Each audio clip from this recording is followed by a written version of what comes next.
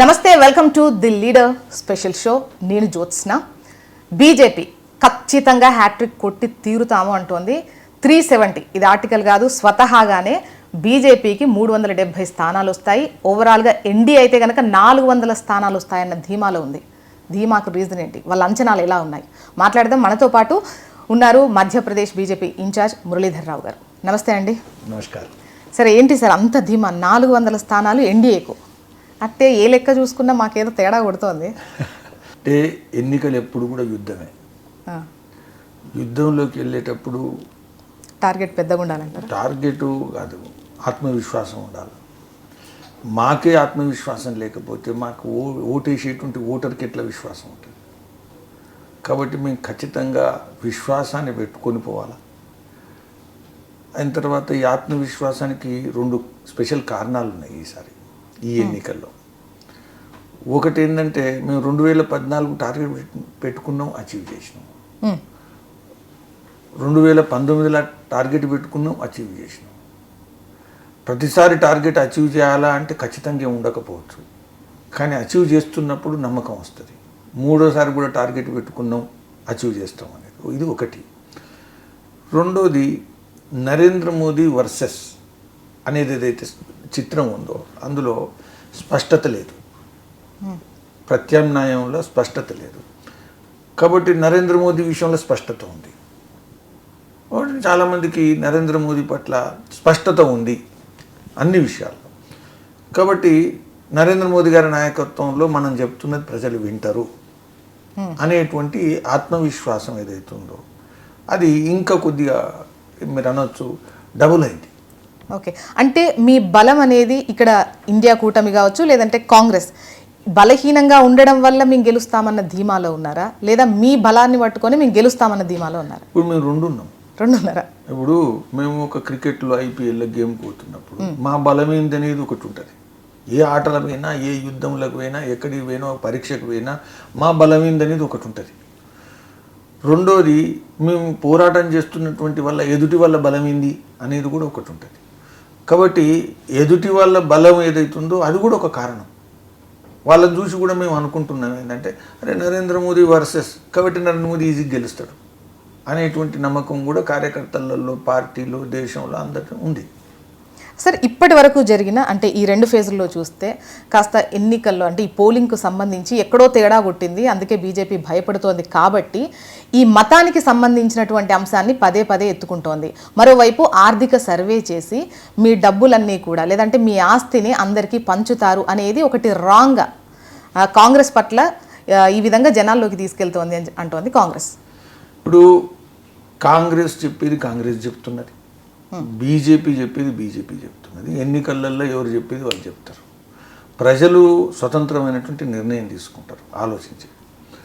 మేము మొదటి నుంచి కూడా ఒకటి, భారతీయ జనతా పార్టీ కొత్తగా మేము ఆలోచించినటువంటి విషయాన్ని ఎన్నికల్లో పట్టుకురాలి. మేమేదో మాట మార్చి లేకపోతే ఎన్నికల్లో ఆలోచించినటువంటి విధానంలో ఈసారి కొత్తగా ఇప్పుడు భారతీయ జనతా పార్టీ ఆలోచిస్తున్నప్పుడు 2 విషయాలు చాలా స్పష్టంగా గమనించాలి. మెజారిటీ మైనారిటీ అనేటువంటి విషయంలో మేము ఎప్పుడు కూడా మాట్లాడాలి. మెజారిటీ విషయంలో మాట్లాడింది, మైనారిటీ విషయంలో అసలు ఈ దేశంలో హిందువులను అవమానించేది కాంగ్రెస్ ఎప్పుడు కూడా. దీనిలో ఆలోచన లేదు. దీని అర్థం మేము ముస్లింలు వ్యతిరేకించినట్టు కాదు. హిందువులను అవమానించింది చారిత్రాత్మకంగా ఎప్పుడు కూడా కాంగ్రెస్. ఎందుకంటే మీరు ఒకటి, మీ ముస్లింలను అడగండి, భారతదేశంలో ఉన్న ముస్లింలను అడగండి, ప్రపంచంలో ముస్లింలకు ఇంత కలిసిమెలిసి ఇబ్బందులు లేకుండా సహిష్ణుత, ఇన్ని సంవత్సరాల ఇన్ని గొడవలైనా ఇన్ని నష్టాలైనా వాళ్ళ మతం పట్ల కానీ వాళ్ళ పట్ల కానీ భేదభావం లేకుండా ఉండేటువంటి ప్రజానీకం, వేరే మతస్థులు ఈ ప్రపంచంలో ఇంతకన్నా మంచోళ్ళు ఎక్కడ ఉన్నారా అంటే అందరూ కూడా ఒప్పుకోవాల్సింది ఏంటంటే హిందువులు. ఎందుకంటే హిందువులు ఎప్పుడు కూడా వేరే వాళ్ళని ఇబ్బంది పెట్టలేదు. ఇది చరిత్ర చెప్పి. అంటే మీరు మెజారిటీ పైన ఫోకస్ పెట్టారు, వీళ్ళ ఓట్లు వస్తే ఖచ్చితంగా గెలిచి తీరుతాం కాబట్టి అక్కడ ముస్లింలను వేరు చేసి చూపిస్తున్నారు కాదు నేను చెప్తున్నా అనేది కాంగ్రెస్ వాళ్ళు. కాంగ్రెస్ ఏముంటుంది, అసలు మెజారిటీ కమ్యూనలిజం అన్నది ఎవరు? అసలు భారతదేశ చరిత్రలో హిందువులు కమ్యూనల్ అని అన్నది ఎవరు? అసలు హిందువులు కనుక కమ్యూనల్ అయితే ముస్లిమ్స్ జనాభా పెరిగేదా ఇక్కడ? హిందువులు కమ్యూనల్ అయితే ఈ మస్జిద్ల సంఖ్య పెరిగేదా ఇక్కడ? ప్రపంచంలో ఏ దేశంలో కూడా పెరగనంత మస్జిద్ల సంఖ్య పెరిగింది. ప్రపంచంలో ఏ దేశంలో పెరగనంత ముస్లిం జనాభా ఇక్కడ పెరిగింది. పాకిస్తాన్లో, మన దేశమే పాకిస్తాన్ విభజన కాకముందు, పాకిస్తాన్లో హిందూ జనాభా తగ్గింది, బంగ్లాదేశ్లో హిందూ జనాభా తగ్గింది, కానీ ఇక్కడ ముస్లిం జనాభా పెరిగింది. అంటే అర్థమైంది, బీజేపీ విషయం మర్చిపోండి ఒక నిమిషం. ఇక్కడ ముస్లిం జనాభా పెరుగుతుంది అంటే దానికి కారణం ఎవరు? హిందువులు కనుక అసహిష్ణువు అయితే, హిందువులు కనుక మత ఛాందసవాదులు అయితే ఇది సాధ్యమవుతుందా? కాబట్టి మెజారిటీ కమ్యూనలిజం అన్నప్పుడు బీజేపీ కమ్యూనలిజం అనలే, బీజేపీ కమ్యూనలిజం అను, నిందించు, విమర్శించు, అప్పుడు మేమేం ఆలోచిస్తాం. కానీ కాంగ్రెసు మెజారిటీ కమ్యూనలిజం అనే తిట్టు పదాన్ని హిందువుల పట్ల వాడింది. ఇది వాస్తవమా కాదా? ఆ కోణంలో కనుక ఆలోచిస్తే ముస్లింలకు వనరుల మీద ప్రథమ హక్కు ఉంది అనేది మేము మాట్లాడుతున్నప్పుడు, సో వాళ్ళు ఈ ఓటు బ్యాంకును కాపాడుకోవాలి అని అనుకుంటే గనక ఒకవైపు అక్కడ మైనారిటీలో ఉన్నారు ముస్లిం వర్గం, ఈ క్రమంలో వాళ్లకు సపోర్టివ్గా, అంటే వాళ్ళు అన్యాయానికి గురవుతున్నారు కాబట్టే సపోర్ట్ చేస్తున్నాము అన్న విధంగా చెప్తున్నారు. కానీ వాళ్ళ ఓటు బ్యాంక్ ఎంత, గెలిచే అవకాశాలు ఎంత? ఒకవేళ వాళ్ళు ఓటును, ఒక విషయం గుర్తుపెట్టుకోవాలి. వాళ్ళు ఇప్పుడు నేనేమంటున్నా అంటే ముస్లింలు అన్యాయానికి గురవుతున్నారు అని అంటే నువ్వు హిందువులను తిడుతున్నావు, ముస్లింలు అన్యాయానికి గురవుతున్నారు అంటే నువ్వు హిందువులను తిడుతున్నావు. ఇంకొక విషయం, ముస్లింల విషయంలో అసలు మన చట్టంలో కానీ మన రాజ్యాంగంలో కానీ మన యొక్క ఏదైతే మనం నిర్మాణం చేసుకున్నామో బాబాసాహెబ్ అంబేద్కర్ గారి నాయకత్వంలో మార్గదర్శనంలో ఒకటి మనం అర్థం చేసుకోవాలి, సామాజికంగా వెనుకబడ్డది అనేటువంటి విషయాన్ని మనం ఒప్పుకున్నాం. తర్వాత మనం ఆర్థికంగా వెనుకబడ్డది అనేది కూడా ఒప్పుకున్నాం. ఇప్పుడు నిజాం రాజు, ఇక్కడ నిజాం రాజు, నిజాం కన్నా ముందు కులు కుతుబ్ షాహీ డైనాసిటీ ఉండే ఇక్కడ, గోల్కొండ రాజులు కూడా రాజులు. ముస్లింలకు రిజర్వేషన్ ఇస్తే వాళ్ళకి ఇస్తారా ఇవ్వరా? ఇది నేను కాంగ్రెస్ని అడుగుతున్నా. ముస్లింల ఆధారంగా కనుక రిజర్వేషన్ వస్తే నిజాం 140 మంది వారసులు ఎవరైతే ఉన్నారో కుటుంబాలు, వాళ్ళంతా ఇప్పుడు జనాభా ఉంది కదా ఇక్కడ, వాళ్ళందరికీ నువ్వు రిజర్వేషన్ ఇస్తావా ఇవ్వవా? అంటే ఒక 70 సంవత్సరాల రాజరికం నుంచి వెళ్ళి పక్క పోగానే వాళ్ళు రిజర్వేషన్కు హక్కుదారులు ఎట్లయితారు? లేకపోతే గోల్కొండ రాజులు వాళ్ళ కుటుంబాలు ఉన్నాయి, వాళ్ళు కూడా ఇక్కడ హైదరాబాద్లో ఉన్నాయి, వాళ్ళకు కూడా వాళ్ళు 100 సంవత్సరాలు 130 సంవత్సరాల రాజరికం నుంచి దూరంగా అవగానే వాళ్ళు రిజర్వేషన్కి హక్కుదారులు ఎట్లయితారు? ఇది కాంగ్రెస్ చేస్తున్నటువంటి. ఇప్పుడు కాంగ్రెస్ ఒక ఆర్థిక సర్వే చేస్తాము అని అంటోంది. ఆర్థిక సర్వే చేసి అసమానతలనన్నీ రూపుమాపే విధంగా మా చర్యలు ఉంటాయి అని చెప్పేసి అంటుంది. ఈ క్రమంలో ఒకవేళ వెనకబడ్డటువంటి వాళ్ళు అన్ని వర్గాలకు సంబంధించి, నాట్ ఓన్లీ ముస్లిం, అన్ని వర్గాలకు సంబంధించి వాళ్ళని పైకి తీసుకొచ్చేటువంటి చేస్తానంటే పంచినట్టు కాదు కదా, కానీ పంచుతారు, మీ తాలిబొట్లతో సహా పంచిపడతారు. చాలా మంచి విషయం, చాలా మంచి ప్రశ్న. నేను ఒకటే అడుగుతున్నా, ముస్లింల ఆధారంగా రిజర్వేషన్ ఉండవు అని చెప్పు. ఆర్థికంగా వెనుకబడ్డ వాళ్ళ ఆధారంగా రిజర్వేషన్ 10% నరేంద్ర మోదీ గారి ప్రభుత్వమే పెట్టింది. ఆర్థికంగా వెనుకబడ్డటువంటి కుటుంబాలకు కనుక రిజర్వేషన్ వర్తిస్తే అందులో ముస్లిం రారా? అదేమన్నా ముస్లిం వ్యతిరేకమా? అందులో ముస్లిమ్స్ వస్తారా రారా? కాబట్టి ముస్లింలు కాబట్టి రిజర్వేషన్ ఇస్తాము, ఆర్థికంగా వెనుకబడ్డారు కాబట్టి మీరు రిజర్వేషన్స్ ఇస్తాము అన్నప్పుడు మీరు ఎకనామిక్ వీకర్ సెక్షన్స్ కింద ఏదైతుందో దానిలో వస్తారు కదా వాళ్ళు. కాబట్టి సామాజికంగా వెనుకబడ్డటువంటి వర్గాలు, సో ఓకే అంటే రిజర్వేషన్స్ ఇవ్వడం, కల్పించడం, మతపరమైన రిజర్వేషన్స్కి బీజేపీ వ్యతిరేకం. ఇదొక పక్కన అయితే ఆర్థిక సర్వే మొత్తానికే పంచడం, మతపరంగా రిజర్వేషన్స్ మేము పెట్టము అని కాంగ్రెస్ ఒప్పుకోమనండి. అప్పుడు హిందువులను వ్యతిరేకిస్తున్నట్టు కాదు. అప్పుడు అరే ఈ దేశంలో ఇప్పుడు రాజ్పూత్ రాజులు ఉన్నారు, ఈ దేశంలో బ్రాహ్మణులలో కూడా రాజులు ఉన్నారు, రాజరికాలు చేసినటువంటి వాళ్ళందరికీ రిజర్వేషన్లు వస్తలేవు కదా. లేకపోతే నిజాం వ్యవస్థలో ఇక్కడ రెడ్డి, లేకపోతే వేలుమ, లేకపోతే కర్ణం వీళ్ళంతా ఉన్నారు కదా, వీళ్ళకి రిజర్వేషన్లు వస్తలేవు కదా. ఎందుకు వస్తలేవు? మరి అటువంటప్పుడు ముస్లింల ఆధారంగా కనుక వేస్తే సుల్తాన్ సలావుద్దీన్ ఓవైసీ ఫ్యామిలీ ఏదైతే అసదుద్దీన్ ఓవైసీ ఉందో వాళ్ళకి రిజర్వేషన్ వస్తుందా రాదా? ఇప్పుడు మీరు వస్తే గనక రాజ్యాంగంలో మార్పులు వస్తాయి, ఒక విధంగా చెప్పాలంటే రాజ్యాంగం రద్దు అవుతుంది, రిజర్వేషన్లు రద్దు అవుతాయి అంటే మీరు అనుకున్నటువంటి మీరు టార్గెట్ ఫిగర్ ఏదైతే ఉందో అది వస్తే కనుక కాంగ్రెస్ చేస్తున్న విమర్శ. ఒక విషయం గుర్తుపెట్టుకోవాలి, అసలు కాంగ్రెసు రిజర్వేషన్లు తీసుకొచ్చింది కరెక్ట్ కాదు. కాంగ్రెస్ ఎక్కడ రిజర్వేషన్ తీసుకొచ్చింది?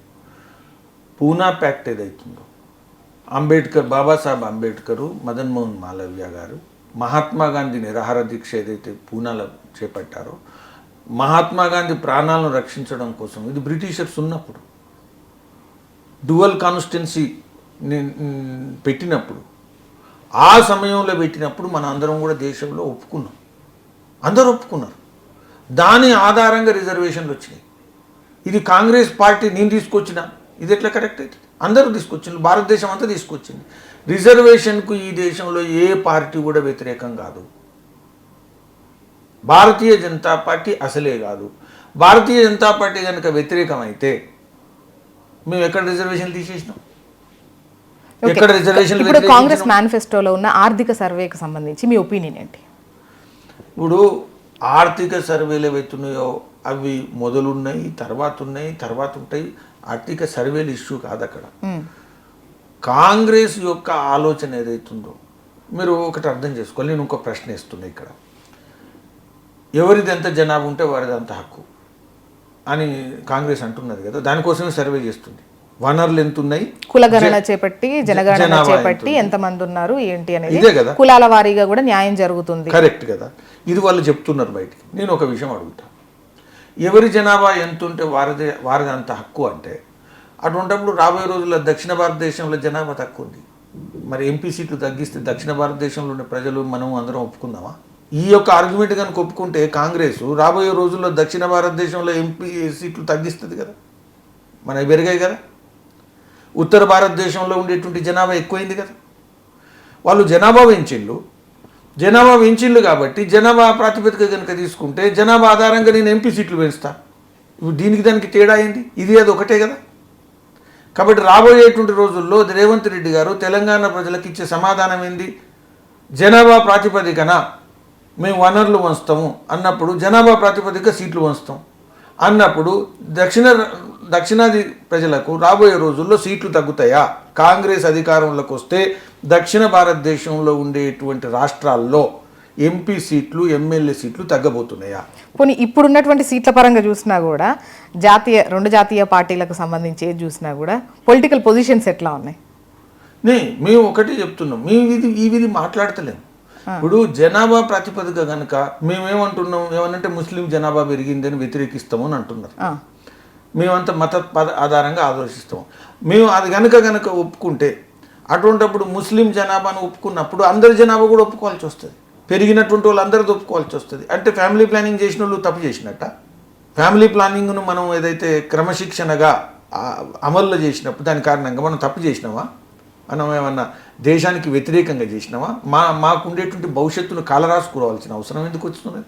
కాబట్టి ఇవన్నీ కూడా ఓట్ల కోసం సమయంలో మాట్లాడేటువంటి కాంగ్రెస్ అవకాశవాద రాజకీయాలు. దేశాన్ని పైకి తీసుకుపోయేటువంటి పని కాదు ఇది. దేశ అభివృద్ధికి దోహదం చేసేటువంటి పని కాదు. వాళ్ళు ముస్లిం యొక్క సంతృప్తికరణ విధానం ఏదైతుందో, అపీజ్మెంట్ పాలసీ ఏదైతుందో, ముస్లిం ఓటు బ్యాంక్ ఏదైతుందో 1951-52 నుంచి వాళ్ళు ఏదైతే అమలు చేస్తున్నారో దాన్ని అనుగుణంగా ఇంకా ముందుకు తీసుకుపోయి ఒక ఖచ్చితమైన ఓటు బ్యాంక్ కోసం వాళ్ళు చేస్తున్న పని. ఇప్పుడు కులగణన అటువంటి చేయడానికి బీజేపీ వ్యతిరేకమా లేదంటే కాముందా? ఇప్పుడు మేము కులగణన ఎప్పుడు వ్యతిరేకించలేదు, మేము ఎలక్షన్ విషయం చేయలేదు అంతే. మేము ఎలక్షన్ల విషయం చేయలేదు. అది కులగణన మేము ఎప్పుడు వ్యతిరేకించినాం? మేము ఎప్పుడు వ్యతిరేకించలేదు. అంటే ఇప్పుడు వీళ్ళు వాళ్ళ మేనిఫెస్టోలో పెట్టిండ్రు, మేము మేనిఫెస్టోలో పెట్టలేదు అంటే దాన్ని వ్యతిరేకించినట్ట. ఇప్పుడు ఏదైనా మేనిఫెస్టోలో పెట్టినట్టు ప్రతి కాంగ్రెస్లో పెట్టిన పద్ధతుల్లో మేనిఫెస్టోలో పెట్టి చేస్తేనే నడిచిందా? అది ఏమైనా ఉందా? ఎలక్షన్ కమిషన్ ఏమైనా అడిగిందా నీ యొక్క అభిప్రాయం దీని మీద ఏంది చెప్పు అని? అదేం లేదు. మా పద్ధతిలో మేము దేశం యొక్క అభివృద్ధి గురించి ఆలోచిస్తున్నాం, మా పద్ధతిలో మేము ప్రజల ముందుకు వెళ్తున్నాం. కాబట్టి కాంగ్రెసు కులగణన ఆధారంగానే ఏదైతే ఆలోచిస్తున్నదో, అయితే నేను ఒకటే మాట్లాడుతున్నా, ఒక ఆర్గ్యుమెంట్ తీస్తే ఒక దగ్గరనే ఆగదు అది. కులగణన ఆధారంగా ఎవరికి ఎంత ఉంటే జనాభా ఉంటే అంత భాగస్వామ్యం కనుక అప్పుడు అది కేవలం ఈ ఒక్క కులం హిందూ కులాలలో ఉండేటువంటి వారికే పరిమితం కాదు. ముస్లిం జనాభా పెరిగింది కాబట్టి మరి వాళ్ళకు కూడా ఏమి ఇవ్వాలనేది వస్తుంది. రాష్ట్రాల యొక్క జనాభా పెరిగింది కాబట్టి మరి వాళ్ళకి ఇవ్వాలనేది కూడా వస్తుంది. ఒక్క కాడ పరిమితం కాదు అది.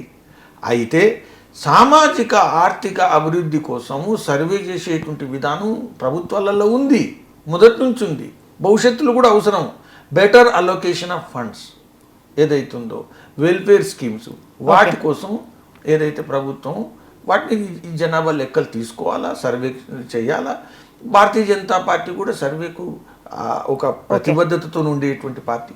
ఓకే. అండ్ మురళీధర్ గారు, అంటే ఒక టర్మ్లో ప్రభుత్వం ఉంటే నెక్స్ట్ కొద్దిగా వ్యతిరేకత ఉంటుంది, 2 సార్లు మీదే ప్రభుత్వం, వ్యతిరేకత ఉంటుంది, కానీ మీ సీట్ల ఎక్స్పెక్టేషన్స్ మాత్రం పెద్ద ఎత్తున ఉంది. అది ఎట్లా రీచ్? అందుకోసమే అంటే మీతో పడని పార్టీలతో కూడా జతగట్టి వెళ్తున్నారా? ఒకటి, పార్టీ ఎప్పుడు కూడా రాజకీయాలు చేస్తున్నప్పుడు తన సిద్ధాంతం ఆధారంగా ముందుకు పోవాలా అనేది ఆశించడం సహజం. అది ఏ పార్టీ అయినా ఆశిస్తుంది, మేము కూడా ఆశిస్తాం. అయితే ఎన్నికల్లో మనం ముందుకు వెళ్తున్నప్పుడు పార్టీ తన లక్ష్యాన్ని సాధించాలా అనుకున్నప్పుడు కొన్నిసార్లు అది సాధ్యం కాదు అనేటువంటి అవకాశం అనిపిస్తుంది. ఇప్పుడు కాదు, చరిత్రలో ఎప్పుడైనా ఉంది. భారతీయ జనసంఘ్ కానీ భారతీయ జనతా పార్టీ కానీ కూటమి ఏర్పరచడం మొదటిసారి రాలేదు. 1952 ఎన్నికల నుంచి మొదలుకుంటే ఇప్పటి వరకు అనేక సార్లు ఎన్నికల ముందు ఎన్నికల తర్వాత కూటమిలకు పోవడం అనేది మేము పోయినాం. ఇది ఫస్ట్ టైం పోలేదు. అయితే కూటమిలకు వెళ్తున్నప్పుడు ఎప్పుడు కూడా అన్ని విషయాల మీద అంగీకారం ఉండి భారతీయ జనతా పార్టీ ఏదైతే సంఘీభావం ఉంటుందో కూటమి ఉంటుందో ఆ పార్టీలో అన్ని పార్టీలతోని అన్ని విషయాలు, కశ్మీర్ విషయంలో, లేకపోతే ఆర్థిక విషయాల్లో, లేకపోతే అభివృద్ధి విషయంలో, లేకపోతే రిజర్వేషన్ల విషయంలో, అన్ని ప్రాతిపదికల విషయంలో అన్నిట్లో కూడా భారతీయ జనతా పార్టీ ఉన్న వాళ్ళ అభిప్రాయాలు కలవాలా. ఇది కూటమిలో సాధ్యం కాదు. ఇది మా కూటమే కాదు, ఏ కూటమికి సాధ్యం కాదు. ఇప్పుడు కమ్యూనిస్ట్ పార్టీ ఐడియాలజీ ఉన్న కాంగ్రెస్ పార్టీ ఐడియాలజీ కలుస్తుందా? మేనిఫెస్టోలు కలుస్తాయా? కలవవు. అయితే ఒక దీర్ఘకాలికంగా కొన్ని లక్ష్యాలు ఏర్పరచుకున్నప్పుడు అందులో మీ ప్రయారిటీస్, ప్రాధాన్యత ఉండేటువంటి విషయాల మీద కొంత అభిప్రాయం కలవాలి. అయితే నరేంద్ర మోదీ గారి నాయకత్వాన్ని ఒప్పుకుంటున్నారు, ఓకే, కూటమి ఏర్పడదాం. ఓకే. ఇప్పుడు ఏపీ విషయానికి వద్దాం. ఏపీలో అసలు అంటే ఎన్డీఏలోకి వెళ్తారా, అసలు ఈ కూటమి వర్కౌట్ అవుతుందా కాదా అని చాలా రోజులు తాత్సారం జరిగింది, ఆ తర్వాత ఒప్పుకున్నారు. అయితే అక్కడ ఇచ్చినటువంటి హామీలు కూడా ఒక విధంగా బీజేపీ వాటన్నిటిని అసలు ఎంటర్టైన్ చేయదు. చాలా సందర్భాల్లో ఈ ఫ్రీబీస్ని ఎంకరేజ్ చేసే పరిస్థితే లేదు, ఇది దేశ ఆర్థిక వ్యవస్థకే ఇబ్బంది అని ప్రధాని కూడా మాట్లాడినటువంటి సందర్భంలో ఇక్కడ ఒకవైపు మేనిఫెస్టో వచ్చింది, గత ప్రభుత్వం కన్నా పెద్ద ఎత్తునే హామీలు కనిపిస్తున్నాయి. సో అటువంటి మేనిఫెస్టోకి అంటే మీరు యాక్సెప్ట్ చేసినట్టే అనుకోవచ్చా? మీ కూటమిలో ఉన్నాం, తప్పదు, కూటమిలో ఉన్నాం కాబట్టి యాక్సెప్ట్ చేయలేదు అనేది సాధ్యమే కాదు. ఇప్పుడు కూటమిలో ఉన్న తర్వాత మేము యాక్సెప్ట్ చేయలేదు, ఇది అంతర్విరోధం, పరస్పర వ్యతిరేకమైన విషయం, ఇది సాధ్యం కాదు. భారతీయ జనతా పార్టీ కూటమిలో ఉన్నప్పుడు కూటమి మేనిఫెస్టోతో ఉన్నట్టే, ఇంకా వేరే ఆలోచన లేదు. మా ప్రతినిధి కూడా స్టేజ్ మీద డిక్లేర్ చేయడం జరిగింది, మేము మద్దతు ఇస్తున్నామని డిక్లేర్ చేయడం జరిగింది. ఇంకోటి, ఫ్రీబీస్ విషయంలో మనం ఈ ఎలక్షన్లలో కానీ లేకపోతే కానీ ఒకటి గుర్తుపెట్టుకోవాలి, భారతీయ జనతా పార్టీ కిసాన్ సమ్మాన్ నిధి 6,000 రూపాయలు మేము ఇవ్వట్లేదా? కాబట్టి అంటే పర్టికులర్ లిమిట్ వరకు దాన్ని సంక్షేమం కింద చూస్తారు, ఆ తర్వాత అయితేనే ఫ్రీబీస్ అంటే దాన్ని సంక్షేమం కింద కదా పరిగణించింది. దాన్ని మనం ఎగ్జాంపుల్ గా తీసుకోలేము. పోరాటం చేస్తున్నది జగన్మోహన్ రెడ్డితో యుద్ధం చేస్తున్నారు. ఎన్నికలు అనేది ఒక రాజకీయ యుద్ధం. రాజకీయ యుద్ధంలో ఒక ప్రత్యర్థిని దృష్టిలో పెట్టుకొని పోరాటం చేస్తున్నప్పుడు ఆ రాష్ట్రంలో ఆలోచన ఏదైతుందో అది దేశవ్యాప్తంగా మన ఆలోచనతో సమానం ఉండాలనేది లేదు. స్థానికంగా ఉండేటువంటి అత్యవసరమైన పరిస్థితులు, ప్రాధాన్యత ఉండేటువంటి విషయాలు, వాటన్నిటిని దృష్టిలో పెట్టుకొని ఆ రాష్ట్రంలో ఉన్నారు. అయితే భారతీయ జనతా పార్టీ కూటమిలో ఉంది అన్నప్పుడు కూటమి మేనిఫెస్టోకు మద్దతు ఉంది అనేటువంటి విషయం పార్టీ ప్రకటించింది. అయితే అంతకుముందు జరిగిన తెలంగాణ ఎన్నికల్లో మీరు ఇచ్చిన మేనిఫెస్టోలో కూడా అంటే ఆ రాష్ట్రానికి సంబంధించిన అంశంగా అంతకుముందు ఇచ్చినటువంటి అంటే నడుస్తున్నటువంటి సంక్షేమ పథకాలు వీటన్నిటిని పరిగణలోకి తీసుకోకుండా మీరు సెంట్రల్లో ఏ విధంగా అయితే బిహేవియర్ ఉంటుందో ఇక్కడ కూడా అదే విధంగా ఏవైతే చేయగలమో అదే చెప్తున్నాము అని చెప్పారు. కానీ ఏపీకి వచ్చేసరికి మారిపోయింది. అంటే కూటమిలో ఉండడం వల్లనే ఒక విధంగా అలా ఒప్పుకోవడము అని అంటే ఏపీ ఆర్థిక పరిస్థితికి సంబంధించి చాలా సందర్భాల్లో బీజేపీ నేతలు కూడా మాట్లాడిన సిచ్యువేషన్ ఉంది. ఒక విధంగా ఇవన్నిటి వరకు మేము సెంట్రల్లో ఉండి సపోర్ట్ చేస్తాము ఇస్తాము అని చెప్పినట్టే అనుకుంటారు జనాలు. ఇప్పుడు జనాలు అనుకోవద్దని మేము కూడా అనుకోం. ఎందుకంటే మేము కూటమిలో ఉన్నప్పుడు మాతో ఉండేటువంటి పార్టీ అందరు కలిసి యుద్ధం ఆడ ప్రతినిధులు మా వాళ్ళు కూడా ఉన్నారు, పోటీ చేస్తున్న దానిలో కూడా మా వాళ్ళు ఉన్నారు. కాబట్టి ఓటర్ల ముందుకు పోయినప్పుడు భారతీయ జనతా పార్టీ దీనికి మద్దతుగా లేదు అనేది ఉద్దేశమే కాదు. ఖచ్చితంగా మేనిఫెస్టో ఏదైతుందో దాంతో భారతీయ జనతా పార్టీ నిలబడింది. దానిలో అయితే అన్ని అంశాల విషయంలో కొంత అభిప్రాయంలో తేడా ఉండొచ్చు, కానీ దాని అర్థం మేము కూటమిలో ఉన్నప్పుడు మేము లేము అనేది కాదు. అటువంటిప్పుడు కూటమి నుంచి బయటకు వెళ్ళిపోవచ్చు. అంటే మీరు చెప్పలేకపోవచ్చు, కానీ రేపటి రోజున ఏ విధంగా ఉంటుంది మరి? అంటే కూటమిలో ఉన్నారు కాబట్టి మద్దతు ఇస్తామన్న మాట మాట్లాడారు, కానీ రేపు పొద్దున ఏం జరుగుతుంది? ఇప్పుడు రేపొద్దున ఏమి ఉండదు. కూటమి ఉన్న రోజులు మేము అందరం ఉంటాం. కాబట్టి ప్రజల ముందుకు పోయేటువంటి దానిలో కూటమిలో మేము ఉన్నాం, మద్దతుగా ఉన్నాం, మేము గెలవాలనేటువంటి కోరికతో ఉన్నాం. కాబట్టి ఖచ్చితంగా ఓటర్లకు ఇచ్చినటువంటి హామీల విషయంలో కూడా మేము నిలబడతాము అని భారతీయ జనతా పార్టీ చెప్పినట్టే. దానిలో ఇంకా వేరే ఆలోచన అవసరం ఉండదు. ఓకే, తెలంగాణ విషయానికి వద్దామండి. ఇంకా తెలంగాణలో మీ ఎక్స్పెక్టేషన్ అంటే మొన్నటిసారి చూసినప్పుడు 16, 17 వస్తాయని చెప్పారు, 16 వస్తాయన్నట్టుంది. మొన్న అమిత్ షా గారు 12 అయితే మాకు వస్తాయి, ఇంకా గట్టిగా ప్రయత్నిస్తే ఇంకా 2 వస్తాయి. అండ్ తెలంగాణలో ఈక్వేషన్స్ అలా ఉన్నాయా? అంటే ఎంత అసెంబ్లీ ఎన్నికలకు పార్లమెంట్ ఎన్నికలకు అంతకుముందు కూడా మీరు వేరియేషన్ చూపించినా ఈసారి కూడా అంత పెద్ద వేరియేషన్ అంటే 4 నుండి దగ్గర ఇంకా 8 సీట్లు పెంచుకోవాలి, డబల్కి డబల్. ఒకటి, తెలంగాణలో నిజంగా కూడా కేంద్ర పార్టీ గత అనేక సంవత్సరాలుగా పెట్టుబడి ఎక్కువ పెడుతున్నది, ప్రాధాన్యత ఇస్తున్నది.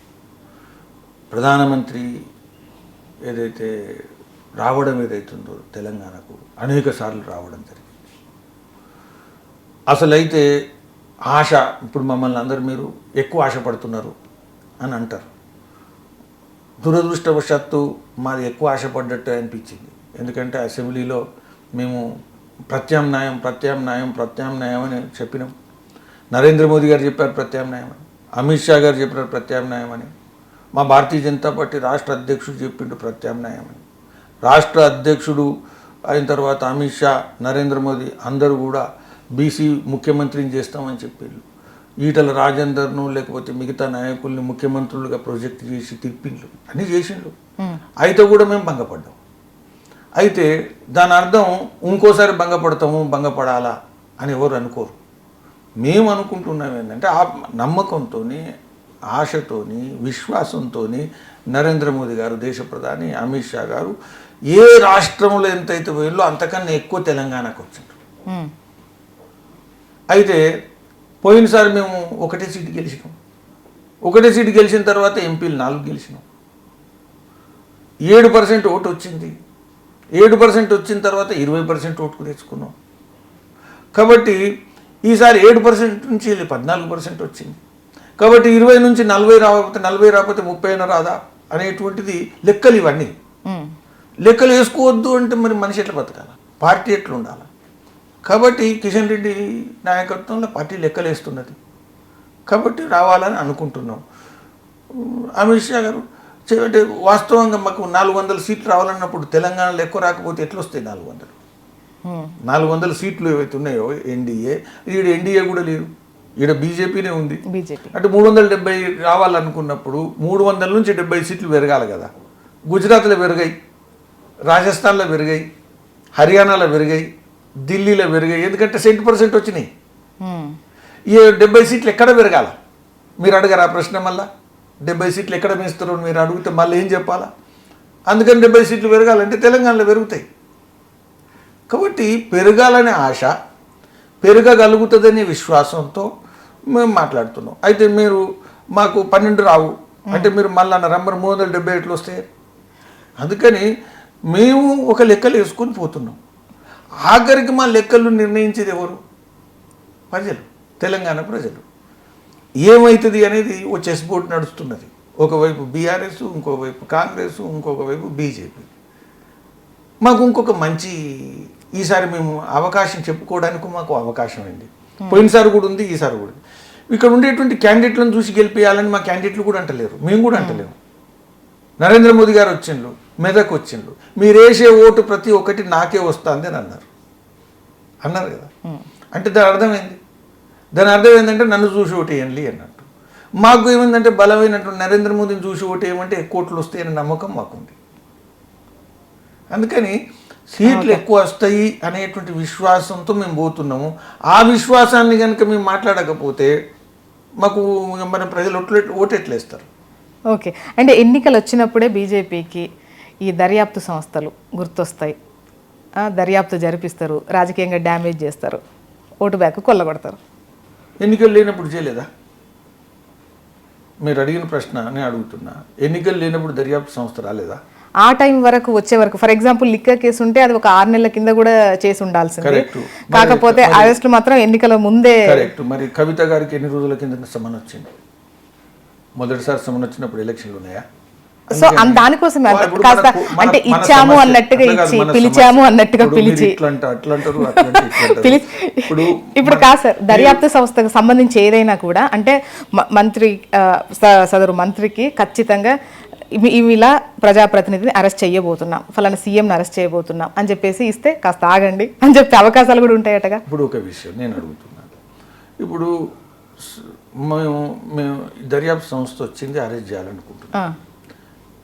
అరెస్ట్ చేయాలనుకుంటే స్వతంత్రంగా సొంతగా ఇష్టం వచ్చినట్టు అరెస్ట్ చేయగలుగుతుందా ఈ దేశంలో? దర్యాప్తు సంస్థ రాగానే వెంటనే కోర్టు వస్తుందా రాదా? కోర్టు ఏమన్నా ప్రభుత్వం అంటే అధీనంలో ఉందా? ఏ కోర్టు ప్రభుత్వం అధీనంలో ఉంది? హైకోర్టు లేదు, సుప్రీంకోర్టు లేదు.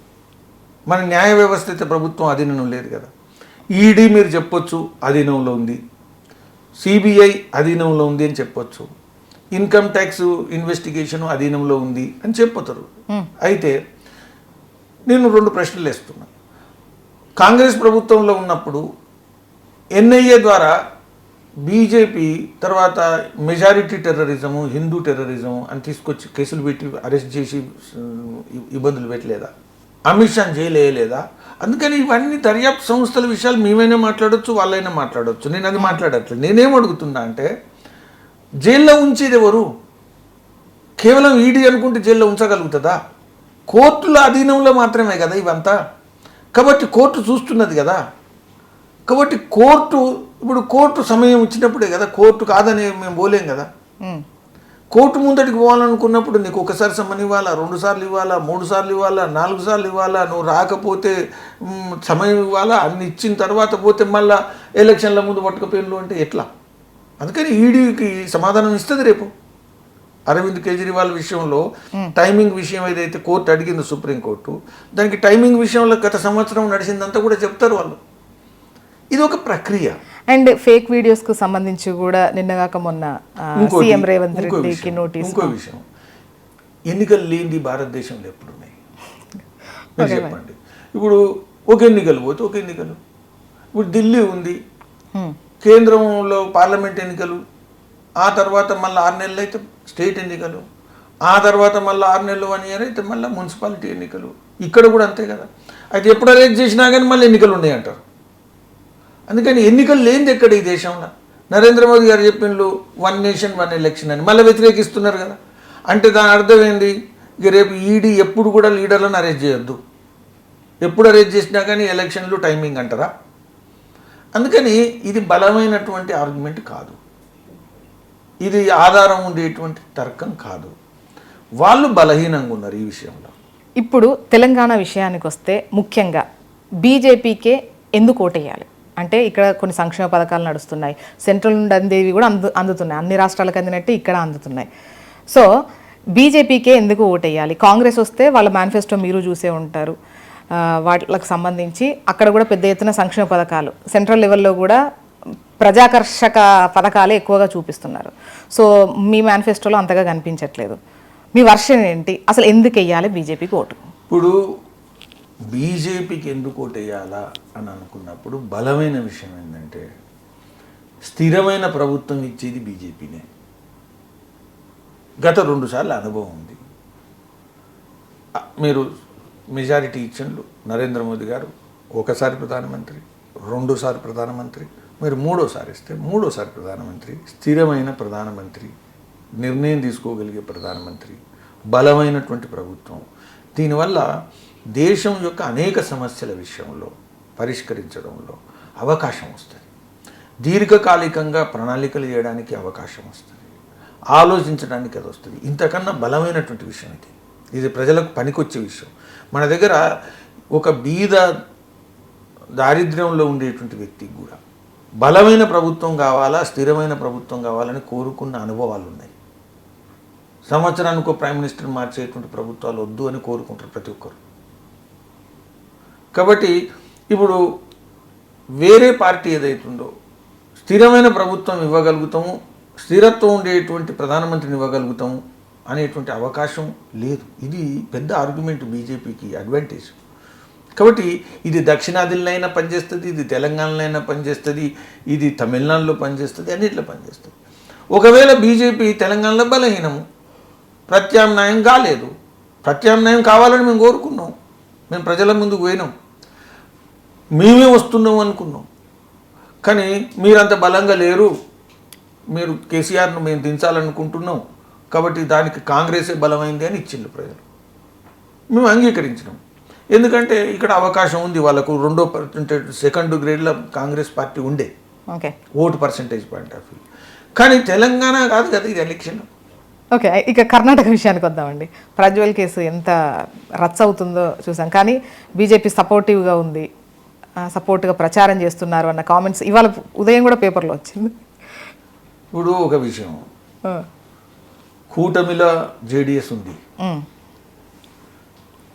కూటమి తరపున అభ్యర్థి ప్రజ్వల్ రేవన్న అభ్యర్థి.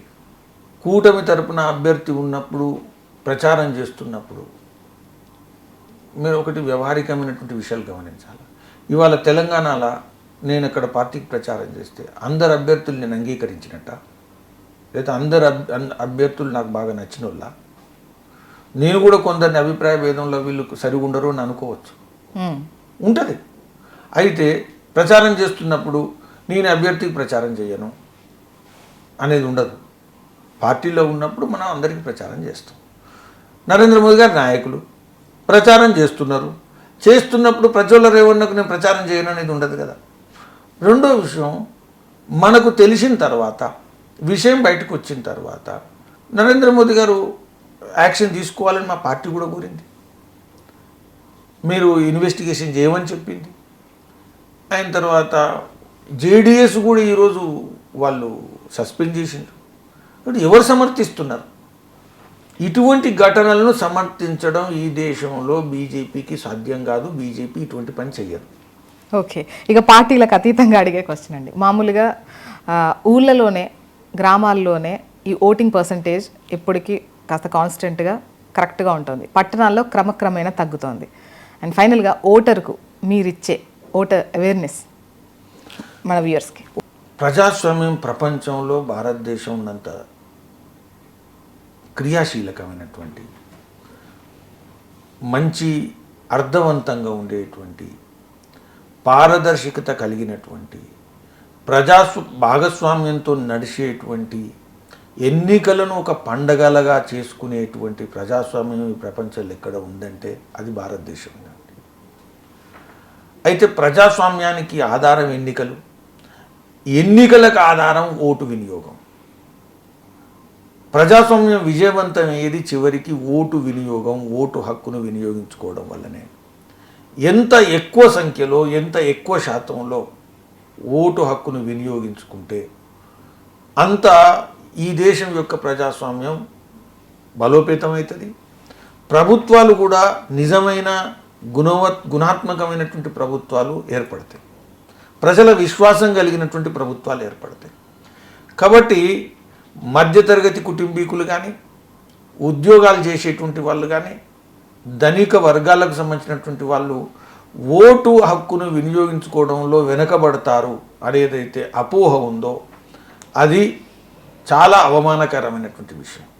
రాబోయేటువంటి రోజుల్లో ఉన్నత వర్గాలు, చదువుకునేటువంటి వాళ్ళు, ఉద్యోగాలు చేసేటువంటి వాళ్ళు, పట్టణాల్లో నివసించే వాళ్ళు కూడా భారతదేశంలో ప్రజాస్వామ్యం బలోపేతానికి మేము కూడా పునాది అని చెప్పాల్సిన అవసరం ఉంది. పార్టీలకు అతీతంగా ఏ పార్టీ అయినా కానివ్వండి ఓటు హక్కు వినియోగం ఏదైతుందో ఇది మన దేశానికి ప్రజాస్వామ్యానికి ప్రభుత్వం యొక్క ఏదైతే గుణాత్మకత ఏదో పెంచడానికి ఆధారం కాబట్టి ఖచ్చితంగా ఓటు హక్కు వినియోగించుకోవడం కోసం తమ దినచర్యను ప్రణాళిక చేసుకోవాలా. మన యొక్క ఓటు పర్సంటేజు ప్రపంచంలో ఎక్కువ ఉంది, ఇంకా పెరుగుతూ ఉంది. గత 40-50 సంవత్సరాల్లో ఓటు శాతం పెరుగుతున్నటువంటి దేశం భారతదేశం. కాబట్టి రాబోయేటువంటి రోజుల్లో ముఖ్యంగా పెద్ద నగరాలు, పెద్ద పట్టణాలు, హైదరాబాద్ లాంటి నగరాల్లో ఓటు శాతం 50%, 45% ఏదైతే ఉంటుందో ఇది మనందరికీ కూడా ఒక సవాల్. రాబోయేటువంటి రోజుల్లో మనం ఖచ్చితంగా సంకల్పం తీసుకొని ఓటు హక్కు వినియోగించుకోవాలా నేను ప్రతి ఓటర్ను ఆహ్వానిస్తున్నాను. ఓకే, మొత్తానికి ఈ 10 ఏండ్ల పాలనను రెఫరెండంగా ప్రజల ముందు ఉంచారు. మరోవైపు మీరు వస్తే మళ్ళీ ఏం చేస్తారు అనేది చెప్తున్నారు. చూద్దాం మరి ప్రజలు ఏం చేస్తారు. And thank you so much అండి. నమస్కారం.